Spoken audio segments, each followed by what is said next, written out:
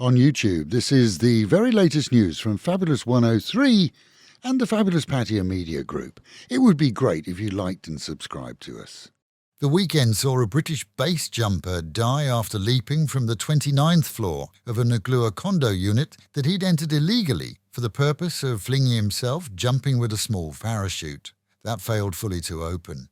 The 32-year-old Cambridge native was a pro-skydiver, often taking students for parachute jumps from planes, but in this case was following his side passion for base jumping, with the concept of that being either to leap from building to building in a downward pattern or a full jump with a small parachute. His jump was filmed and has been shared by numerous groups, despite his speedy and fatal landing. He'd climbed over a small concrete wall on the roof of the building in order to reach the edge, and they were making video content for social media, having done this before and knowing that it wasn't allowed. Bangkok courts have detained a local off-duty policeman in jail until trial with no bail after he assisted his pal in getting his mobile phone back from a third party. The cop claims that the other man drew a knife. Either way, he drew his weapon and duly removed the other from his mortal coil. He was remanded in detention for 12 days.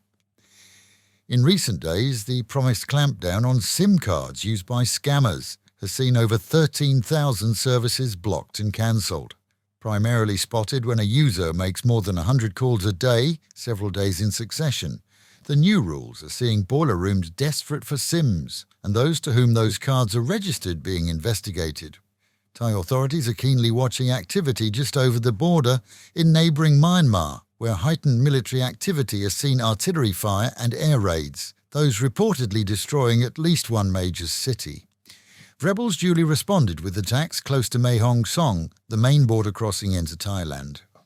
And when a 20-year-old with a German passport sauntered into a hotel reception area on Phuket, staff didn't expect him to steal 86,000 baht from a drawer.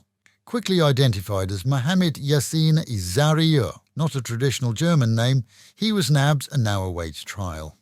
Meanwhile at home and back in the Pattaya region, with reports from Beach Road where a German tourist walking on a pavement area got their foot slashed badly after errant construction workers left jagged rebar on the pathway, probably awaiting later concreting this week. No signs, no barriers, and with his foot torn, the 24-year-old German was given medical treatment.